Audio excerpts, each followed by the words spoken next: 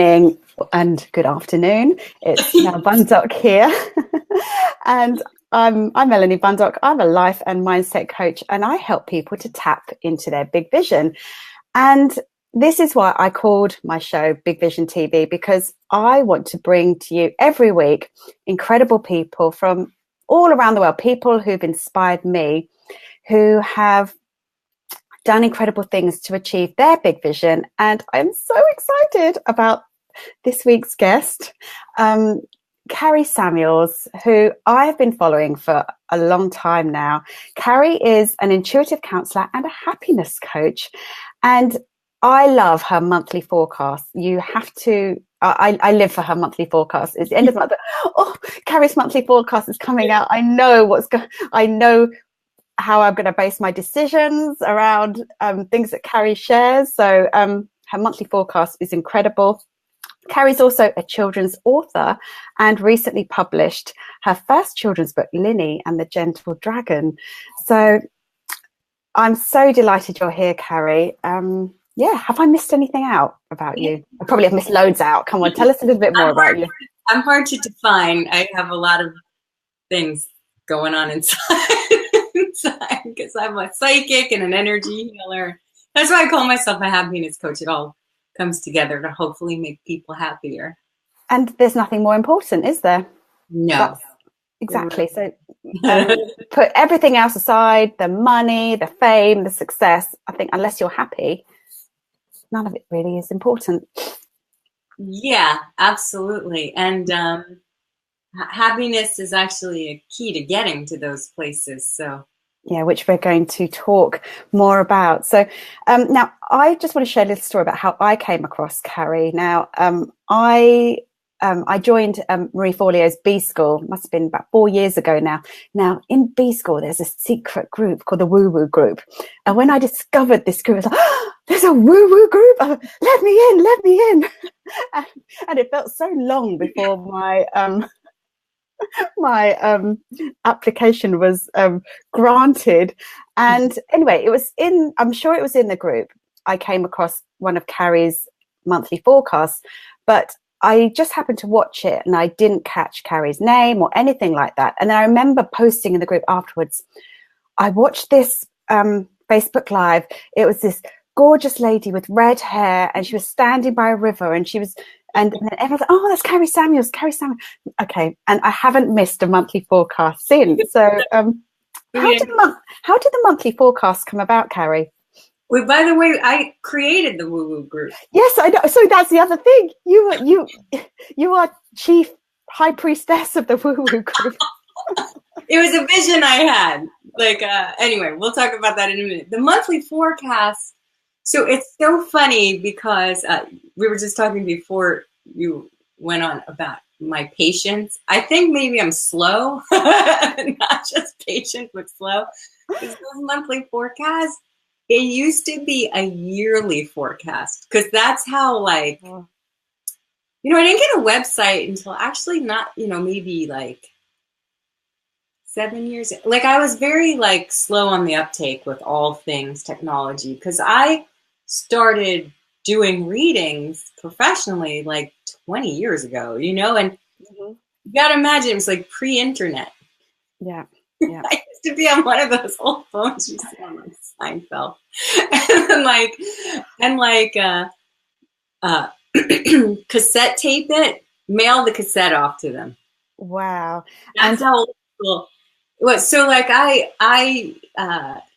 didn't have the following that I have. I don't like to call it a following, but it is a following. Let's face it. Tribe, the tribe that I have now, and so I've always, since I've been doing readings, have been doing numerology. And I actually started with astrology as my first love. Mm-hmm. And so there's huge shifts every time we have a new year in terms of the numerology and the astrology. But I was more focused on numerology back then, and so I would do yearly forecasts. And I can't remember if they were written. I may have even done written forecasts at first, and then I did and this is like to a list that I thought was huge. I had maybe like 600 people. I thought that was like amazingly huge, which is, I mean, it's a lot to be proud of, but it's a lot more than that now. And so I did I did yearly forecasts, and then I joined B School, which is where I met you. And in the Woo Woo Crew, I think maybe someone else even posted it for me, and people were very like oddly encouraging about this one forecast I did. And then everyone's like, you really, really, really, really, really need to do more of these. And I honestly would have been a moron not to listen because like it was very conclusive, you know? Yeah. And also I like it. Like I like it. But at my first yearly forecast, so this is before I realized you can edit a video. And so it took me literally 3 days to film. It may have been 2011, like when I first moved here to San Diego and started doing what I do full time.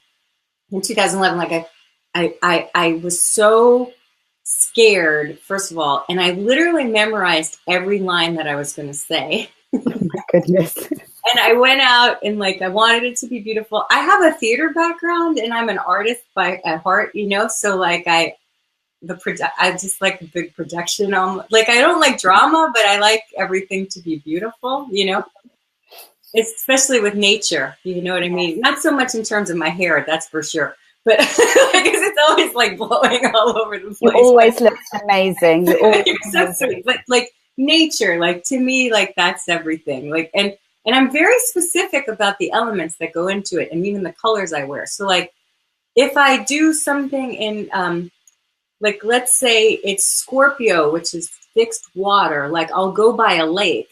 And the thing is, nature and me are always very connected when I do this.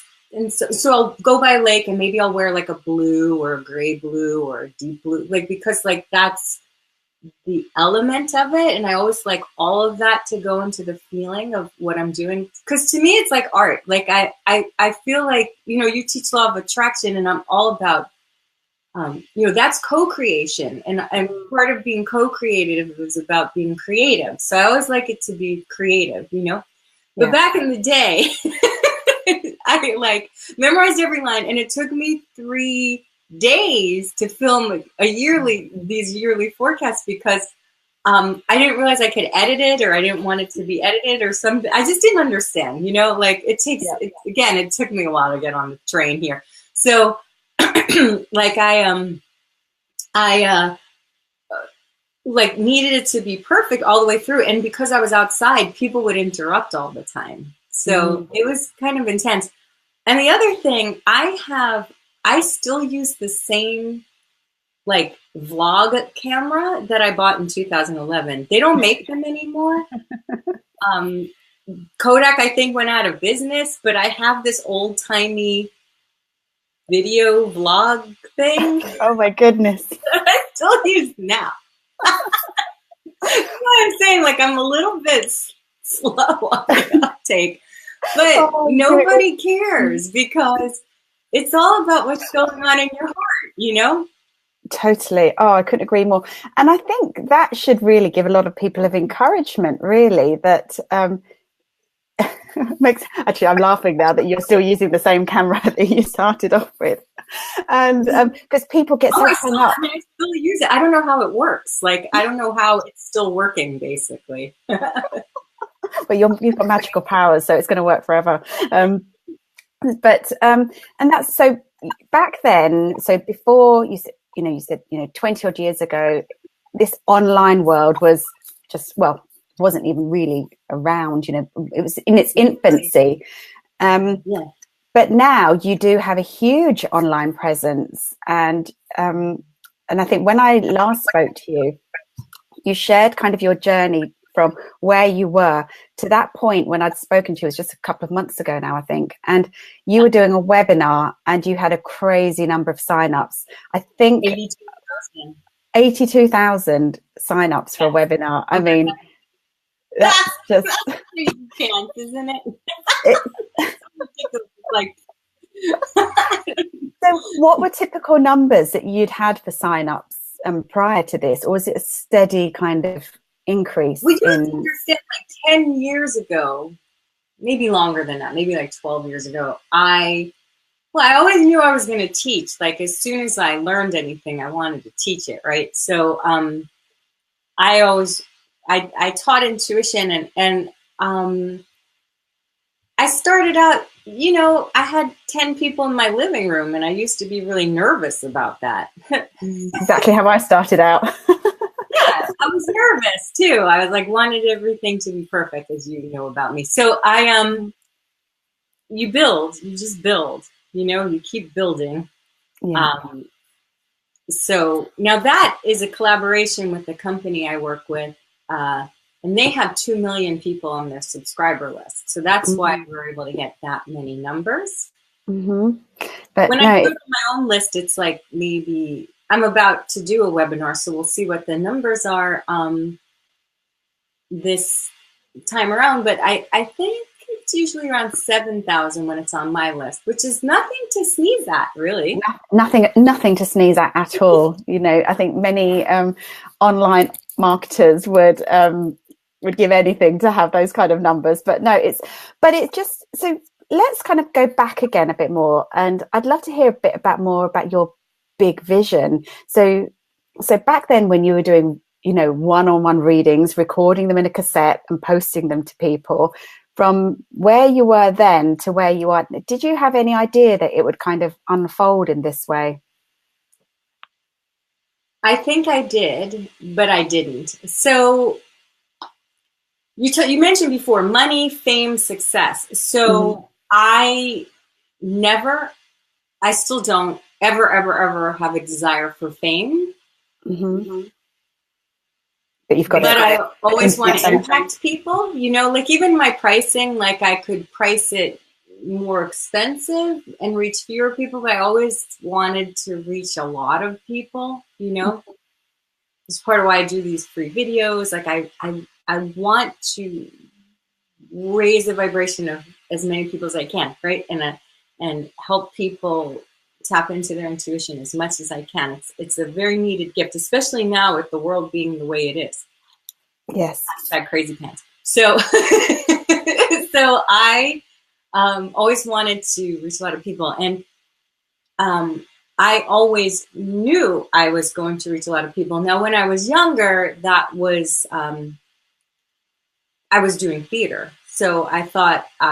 But I never wanted fame. Like, I didn't want to be in movies and stuff. But I always thought maybe I'll do like regional theater and whatever. But I always, it was, I mean, even high school, like my friends and I would joke about me being famous a little bit. Like because it was almost like, and I'm not famous, you know what I'm saying? But like, I always knew that I'd have an international influence. Do you know what I'm saying? Yeah. I always knew. And I was very not happy about it. So, like my guides had to work me up to it.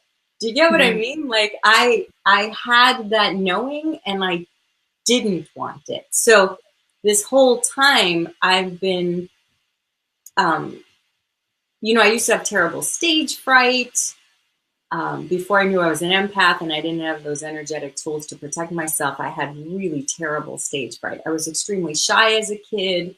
I just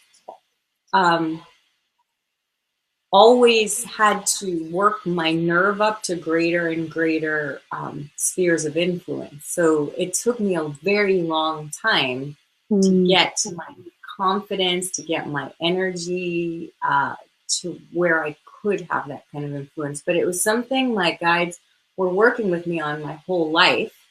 And I knew I had to do it. Like, so I've never been one to be like, I'm going to be famous. And I didn't want that. So it's kind of like, I knew I had to do it, but I didn't want to do it.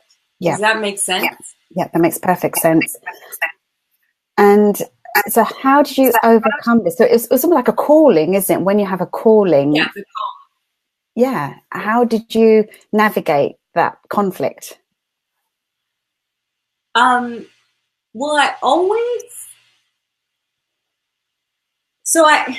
I don't take a lot of risks in physical things, like I'm pretty moderate. Like I love to go hiking, but if it gets too ridgy, I'm like, I'm done. I'm going down.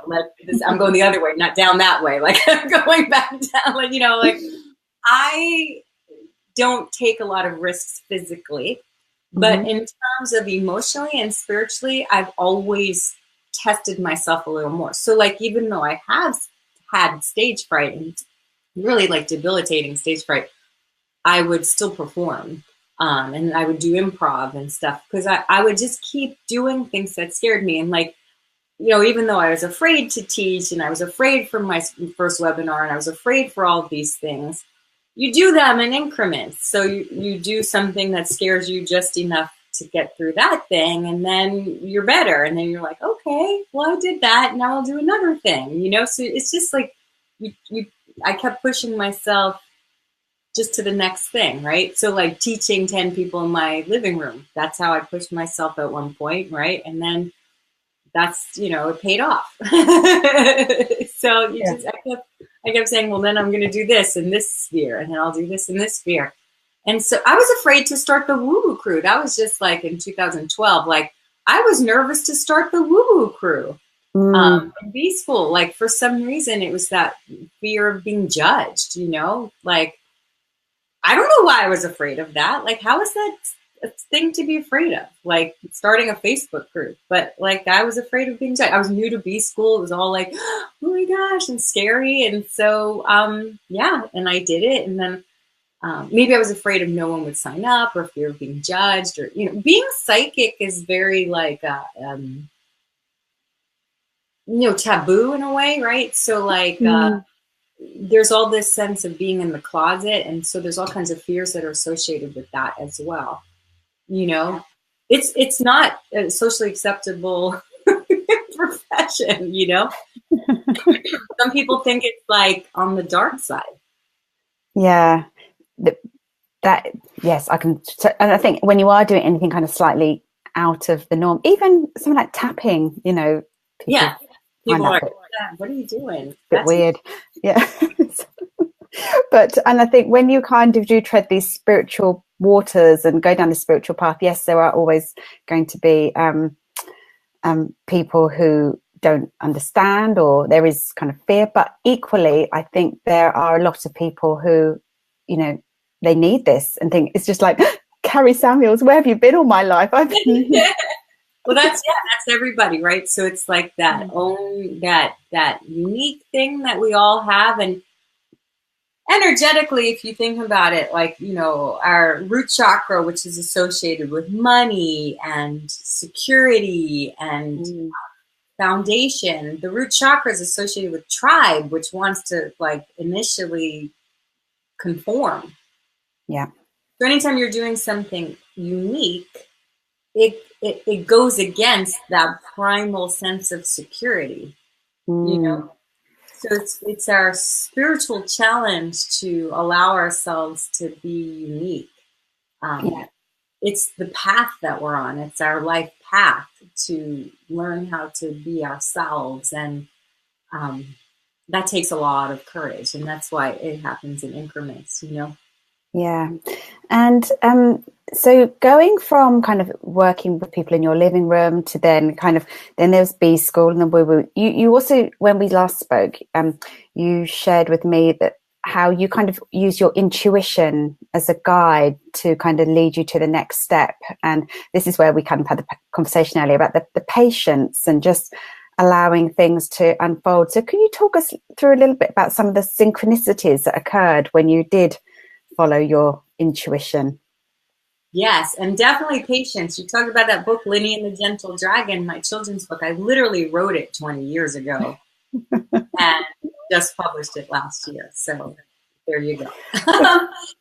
So actually, that was an intuition too, because I don't think I told you this last time. So in between theater and me becoming psychic, there was this point where I was writing children's books, channeling them. And this helped open my psychic senses, because every time you're channeling something creative, you are opening your psychic senses. You're tuning into something divine that's flowing through you. So because theater is so external and always like out there and doing things, like I was very not tapped into my intuition. And that's why I was kind of like a nervous wreck when I was doing it, because I wasn't taking that time to go in. So I quit theater. That was a weird thing too. That's just, we could have 15 episodes just on what was around that. But I was hit by a car and I wasn't really very hurt, but I could have died. And that, I was on my way to rehearsal. So I'm like, well, I'm going to quit theater. I was 2.5 years into a 3-year theater program, which took a lot of courage to say, I don't want to do this.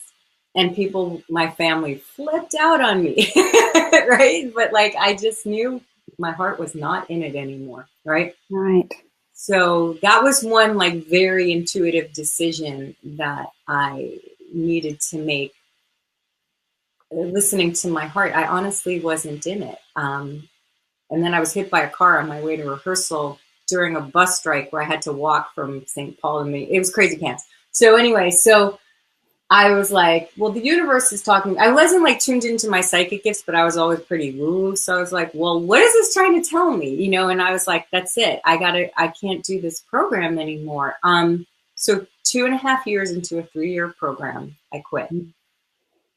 And I started writing like children's books, right? So Winnie and the Gentle Dragon was the first book I wrote. And then I wrote this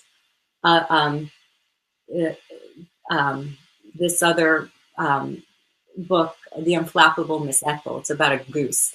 And it's really good. So the thing is, I wrote this book and I loved this book. And I had a friend from theater that happened to be a literary agent. She's still a dear friend of mine who represents children's books and woo-woo things. So I'm like, okay, that's perfect.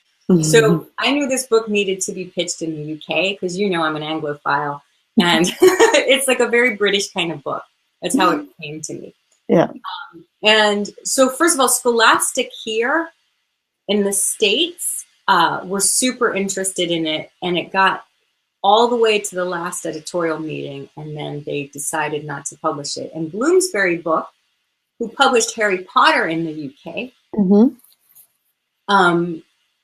was super interested in it as well. So you got to understand, this is the Harry Potter publisher. Yeah. So meanwhile, at the same time, my psychic gifts are unfolding. So I'm thinking, I don't know which way to go.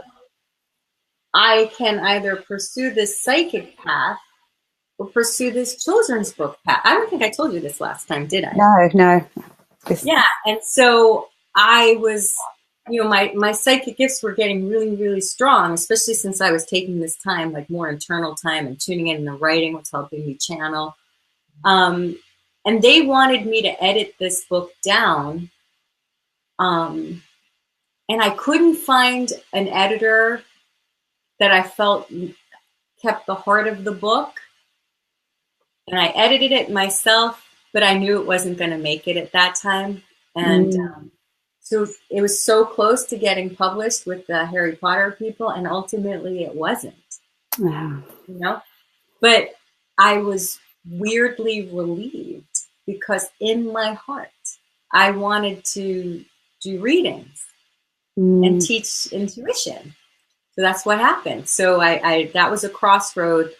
And then I was still kind of going back and forth with it, though. I was still writing a little bit more books that have yet to be published. They're going to be published at one point when the timing is right, right? And after self-publishing with Amazon, I don't want to self-publish again. So that's for down the line, right? Sure. So as long as they're read and enjoyed before I croak, then after as long as they get somewhere in the pipeline, right? I'm absolutely sure they will. Yeah, I mean, so obviously it's a great story if these people are interested. But my passion was and has been doing these readings, because when I pictured myself doing children's book tours and going to library tours, it like never lit me up inside. you know, like I loved the creativity and I loved the stories, but like, you know, it's not like my passion to like do library tours and stuff, do you know? Yeah. Yeah. You've got to follow your heart.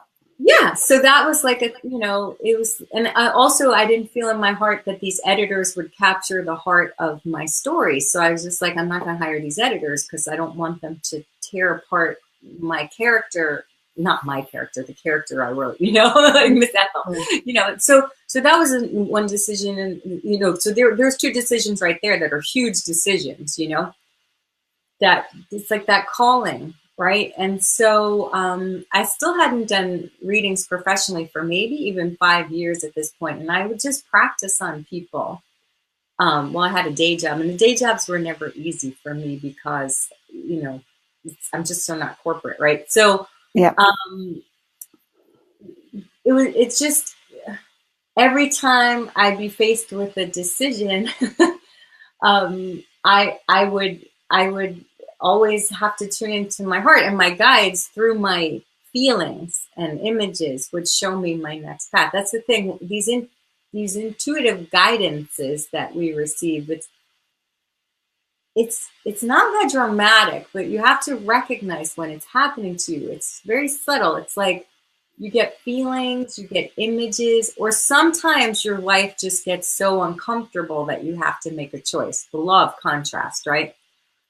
So, yeah, I eventually did professional readings and then moved here to San Diego. All these things are signs, and all kinds of signs that I listened to when it was the right time to give up my job. And before I moved to San Diego, I saw just a ton of snakes. I would dream about snakes. I'd go for a walk and I'd see snakes. So snakes are transformation. And so it was time. I'd see grasshoppers. I'd sort of like running praying mantises. So I always see nature signs, right? And so these are something that I pay attention to. Like, what is this? What are you trying to tell me? Like, why did I see snakes? Snakes are transformation. They're shedding your skin. And I dream about these things. So I pay attention to that. So it was time. It was time to move. And so I moved here and gave up my job but eventually I burnt out on readings. And this is all one-to-one stuff, was it? And I didn't give them up until like 4 years ago. And even though my guidance was telling me it was time to give it up, eventually I got really sick. Yeah. And always a sign. I couldn't get better because I was always booked like 2 months ahead of time. So I had to do all these readings while I was sick because I never had time to even reschedule people. I was just so busy, right? And I knew, I was like, I don't know how I'm going to earn a living because 99% of my income is these readings, but I know I need to teach. So I'm going to give these up. I just have to. And then my body's screaming at me, right? So I said, I'm going to make it work. I'm going to teach full time because this is my calling. So I gave up the readings. And then literally right when I got to my last week of readings, I had been wanting to get in touch with this company I talked about that has 2 million subscribers, numerologist.com. They were on my radar to get in touch with. And then they contacted me. Perfect. Yeah, because it was like this perfect synchronicity. And I knew I needed to work with somebody else to help me reach more people.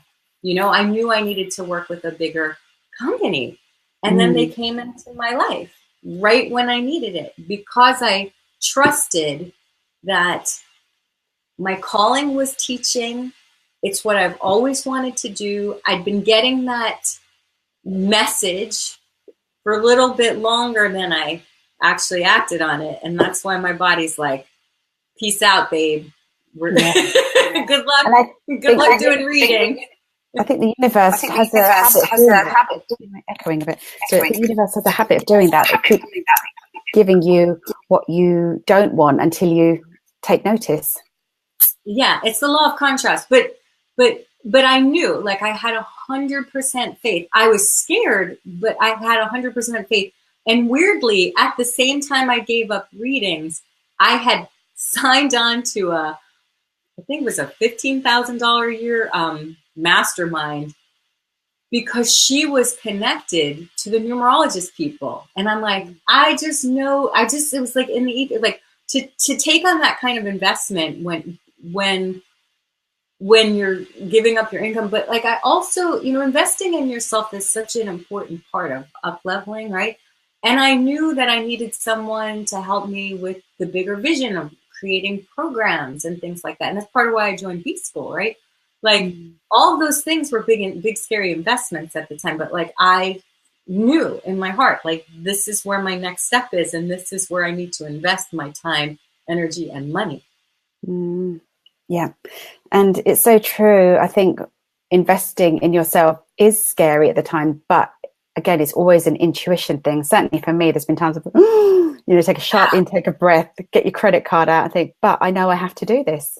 Yeah. And I'm not telling people the investment's always about money. It could be time. It could be absolutely. But the investment in yourself and that confidence you have when you invest, even if it's scary and you're scared, there's something in you that knows, you know what, this is my next step and I need to focus on this. So that's what happened. No, it's such a fabulous story. And so what is your vision now, Kari? So I want to reach more people.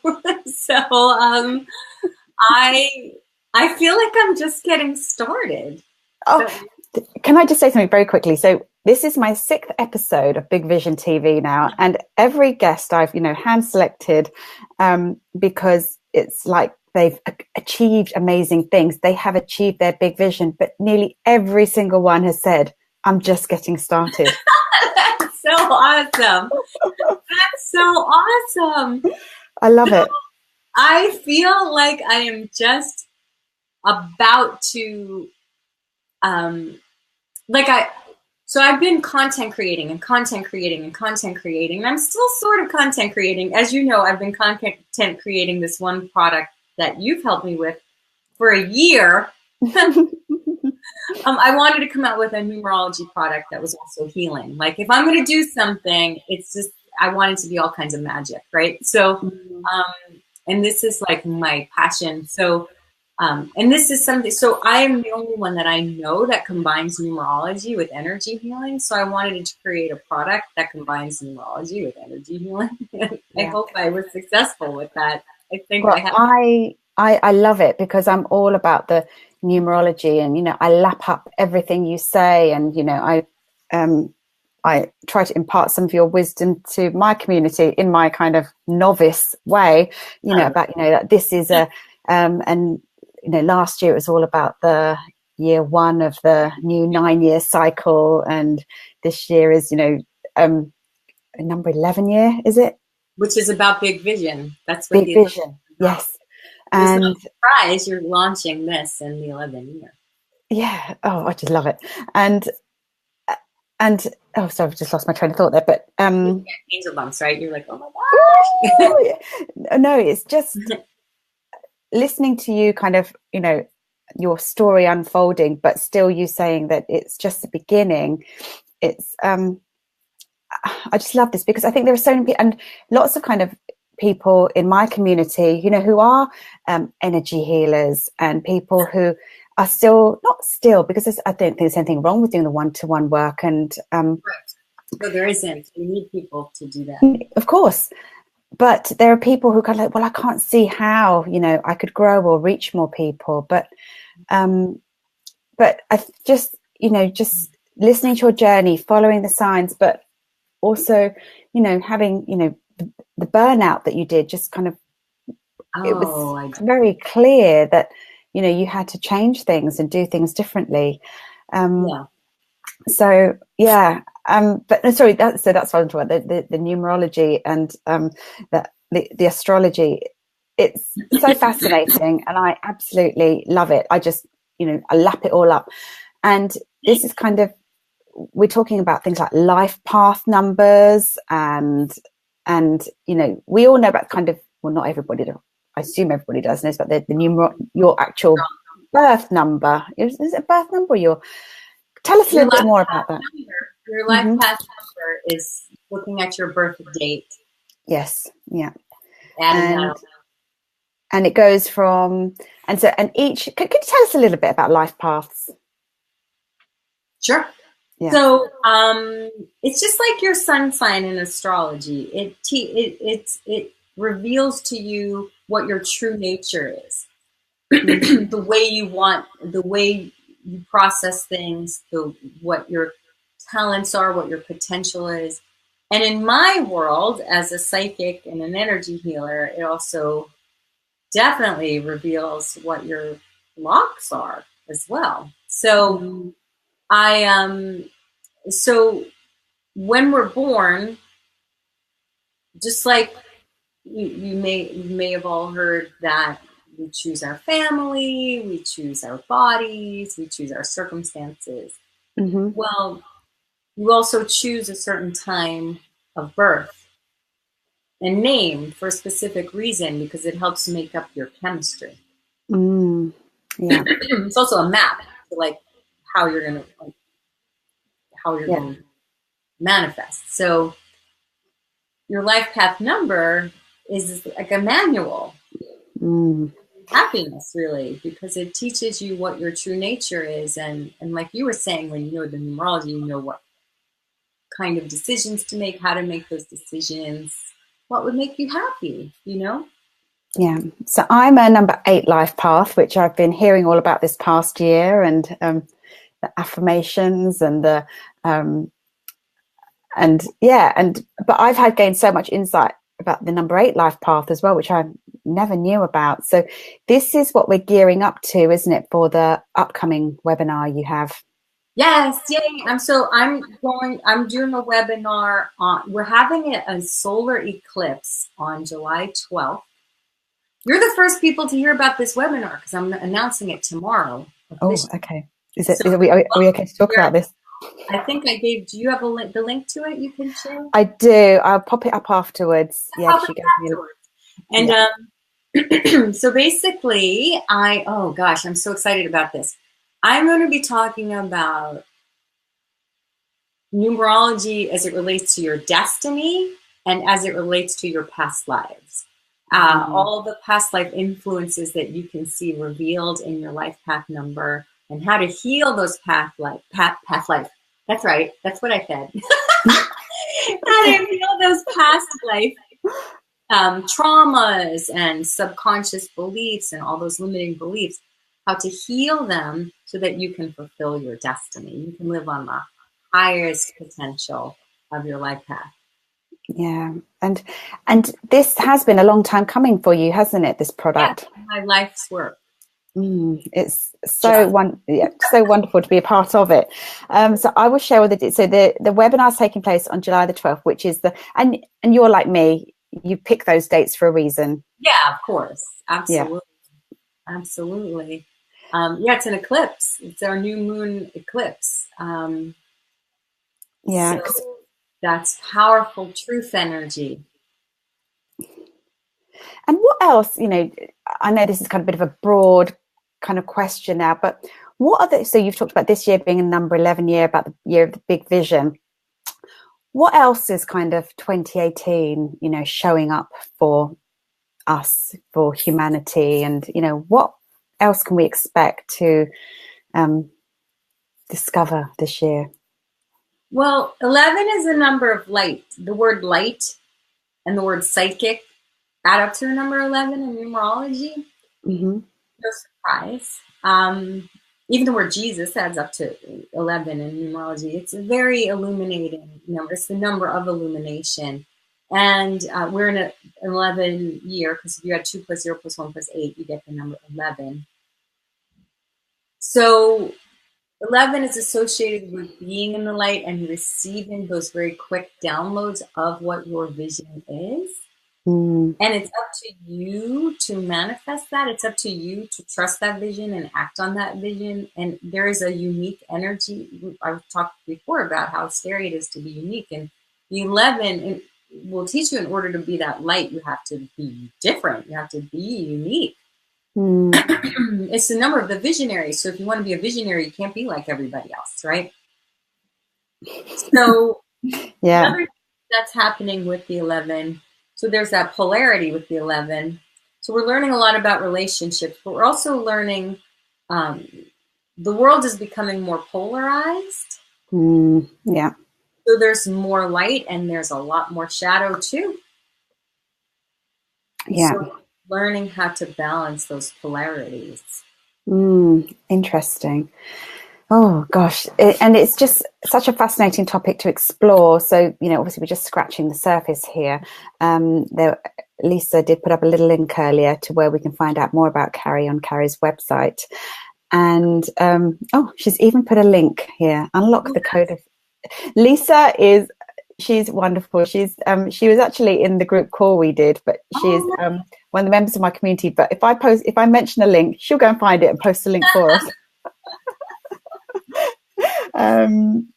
Yeah, so it's I love that about the whole this year being the year of the big vision and the visionary, and I guess kind of what I'm here. Is it the year where is it just to trust your vision as well? It's not just about trusting it. It takes it's a year for courage. You have to really have take action to act on your vision, and it takes courage. Yeah, it takes a lot of going into the unknown and really doing things that are uncomfortable. It's not just trusting it. Like trusting it's like, oh, okay, I believe that's going to happen. It's very much about action. And so what about when there's fear involved as well, when you kind of think there will be fear involved? That's what I'm saying. It's inevitable. Okay. You have to do things that scare you this year. And what would be your tips to overcome that fear? Well, the first thing to remember is that when you get a big vision like that, that's your guides talking to you. So if they're showing you what your next step is, they're supporting you. They're not going to let you down. Just like when I quit doing readings, I had very strong feelings and vision that I was meant to teach. And they were giving me that vision for a long time, right? So they give you the vision of what they want to help you with. They're not giving you the vision of something you're going to fail with. So when you get those big visions, you have to understand this is the universe showing you what your next step is. So they're going to support you every step of the way. That's the first thing to remember. Now, the other thing is to do things that scare you in increments, like maybe, like for me, remember I said, like, I'm still a little bit afraid of heights, right? Those ridges, right? So I'm still not doing that. I'm still not like hiking a shaman's cave. The teardrops, still not for me, right? But I'll still like go on something, do some things that are a little bit out of my comfort zone, right? Just, if you're not ready to start a blog, then start writing things down for yourself. And then the next step is pushing this publish button, right? So just start in ways that are still uncomfortable, but you can still do. Always that next level that's going to push you out of your comfort zone to a way that is attainable. But take these steps that are moving you forward toward things that are scaring you a little bit. Yes, I love that. And it takes a lot of courage. You have to have courage this year. You cannot not have courage. So this is year of vision, courage, and co-creation. Co-creation. Yeah, because the universe meets you halfway. Like, so you get a vision, you have to match your energy to that vision and your actions to that vision, and the universe will keep meeting you there, right? Mm-hmm. Oh, I love it. I love this. I feel like I'm just having a personal one-to-one with Kari at the moment. I forget I'm interviewing you. Ask whatever you want. It's your show. Oh, no. And so I'd love to know if anybody else has got any questions. If anyone has any questions, please, because I can see I don't know if you can see them, Kari. There are, I don't think can't see anything. I you can't can't see it. Yeah. Kari can't even see me, bless her. We did have a little bit of technology issues. So if anybody has any questions, if anyone does have any questions, please do post them. We'll be here for just a few more minutes. And okay, so I started to ask you earlier, what's your big vision now? And you said actually it's just to go even bigger, even though this is still, the fame bit is still not what you want. But can you expand that a little bit more about, your vision and where you want to take Kari Samuels? Well,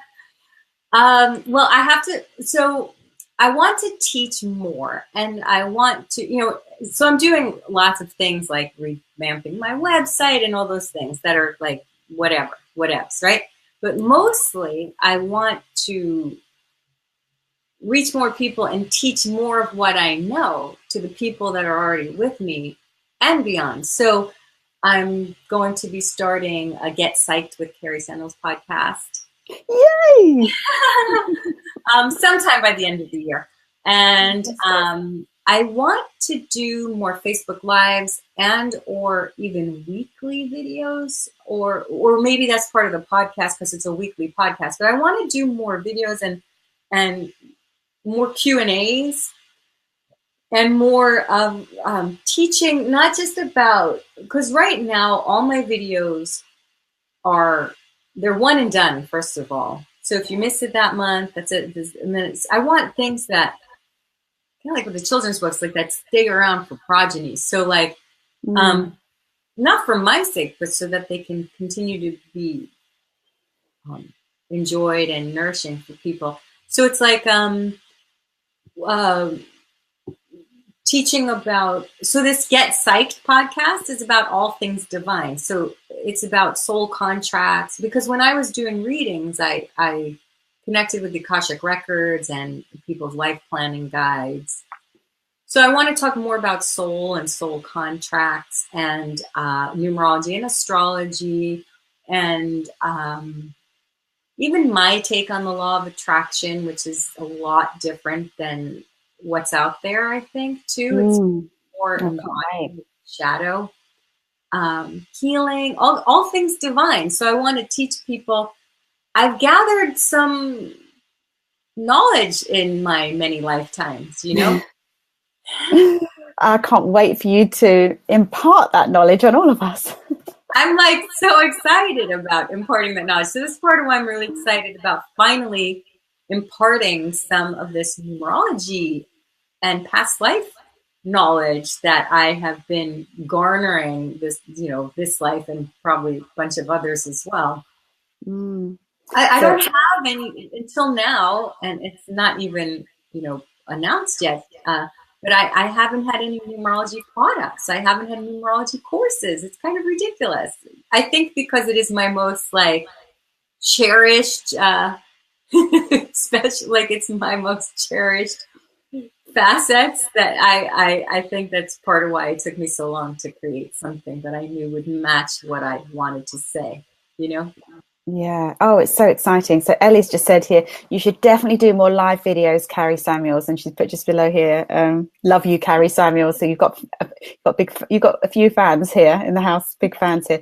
Now, Lisa asked another question, maybe a bit more personal.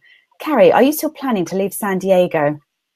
Where are you off to? Oh my gosh, that's so funny. Lisa who? What's your last name? Nichols. Lisa, that is so funny. So I've been on a 3-year quest to leave the country, and that didn't work out because I didn't find anywhere that resonated with me. And then we were on another 2-year quest to leave San Diego, and right now we decided to find another place to live here in San Diego. So I'll be here for a little bit, longer. I don't know what's going to happen long term. I'm waiting for that big vision to pop into my head, but right now, my vision, my guides made it very clear that's my next step. So thank you for asking. I'll be doing more live events here too.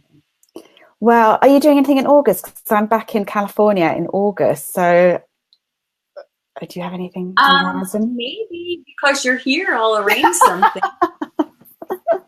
Tell me the dates you'll be there, and I'll make sure that you'll be there for the event. It's going to be the end of August. I'm going to be there, and yeah, I would love you to plan an event for my visit.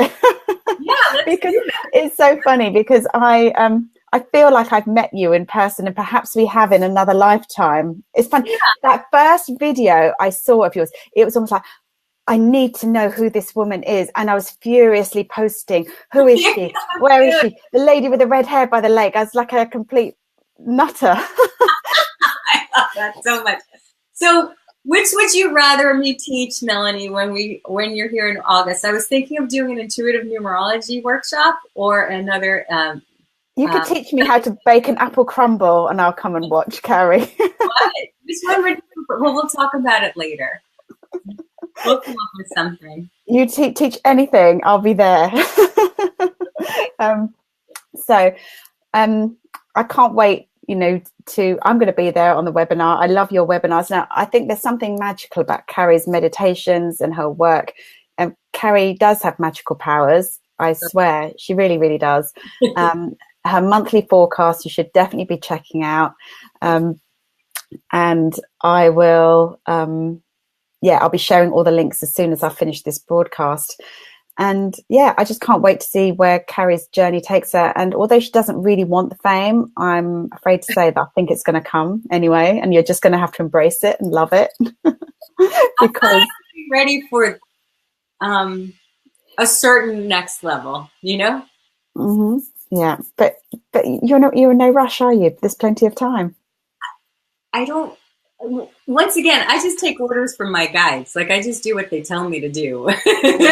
So it's weird. Like I sometimes don't, and I encourage people to do this. Like I sometimes, because I'm always so much about the next step and planning, I don't stop all the time and or hardly ever, and just say wow, okay, I've had an impact.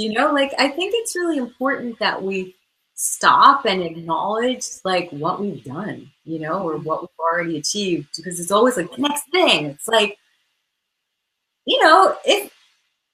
if I had to meet my maker today, I'd feel okay that I did something, I think it's okay to stop too and be I'm happy where I am as well, Yeah, that's and I think from listening to you speak, that's just such a wonderful lesson to learn, that just to be happy where you are right now, that it's one of my favorite mantras I live by, that everything is unfolding perfectly. You're exactly where you need to be. Yeah.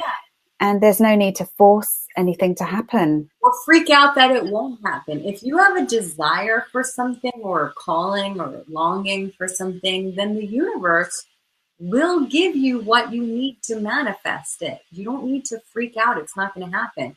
And it may not happen as fast as you want or in the way that you want, but it's going to happen. So it's funny because I had some clients when I was still doing readings, young women that just wanted a baby more than anything in the world, which I understand. Well, I kind of understand. I don't have kids, so I kind of don't understand because I never had that drive, but I do understand. Yes. From a, abstract. And I was like, why are you in a rush to have kids? They'll once you have them, that is the rest of your life. Chill out and enjoy your not kid life. You know what I mean? Mm-hmm. Yeah. But when you have that, that burning desire for something, you just want it right away. It's there's some joys to not being there yet too, Yeah, to embrace the joy in the not having of what you want. Is that right? Kind of. There's some things that are good about, the not kid thing, or the not fame thing, or the not having your own company thing, or there's some good things to it too, that it's good to embrace and acknowledge as well. That's lovely. Yeah. That's lovely. Yeah. So I think that's where we started. That's where we started, isn't it? But the most important thing most is to be important happy, thing is to be have happy, joy. to have joy. Yeah. Yeah. Absolutely. So I think that's a perfect place to end. We started with the joy and we're going to end with the joy. So we've got the links there to Kari's website, and now I'll post the link to the upcoming webinar on the 12th of July, and it's going to be huge. Yay, I'm so excited. And yeah, so good luck with that, Kari. And I am going to see you in August. You know, it's okay, well, long, you know, long overdue. Sure, it happens. Yes, we will make it happen. Thank you so much for joining me, Kari. Thank you for taking the time out of your busy schedule, and good luck with the launch, and good luck with everything. And I'm looking forward to July's forecast. Yay! July's going to be incredible, let me tell you. Is it? Oh, yay! Great. There's all kinds of swirly stuff, celestial swirls, cosmic energy, mixing things up. It's sure to be. But it's all good, yeah? All good. It's always all good. Always all good. I love that. See, it's always all good. There we go. Perfect place to end. It's always all good. There we go. Thank you so much, Kari. All right, thank you everyone for joining us. Thank you so much for having me. Thank you. Thank you so much.